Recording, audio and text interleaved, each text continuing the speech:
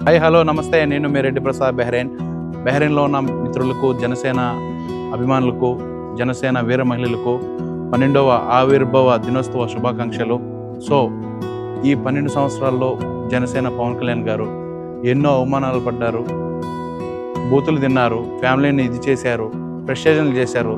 So మొత్తానికి ఘన విజయం సాధించి 2024 ఎలక్షన్లో భయంకరమైన విజయాన్ని, అవతల పార్టీని నేలకొట్టడం చేశాడు.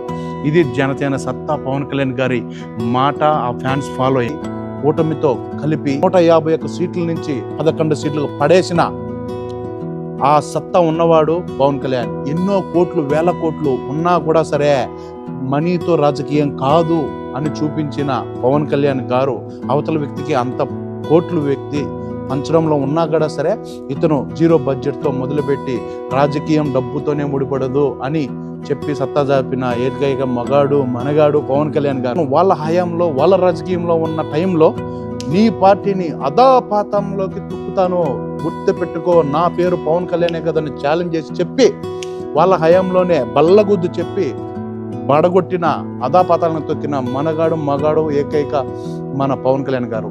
జై మోడీ, జై పవన్ కళ్యాణ్, జై చంద్రబాబు నాయుడు గారు. Thank you so much.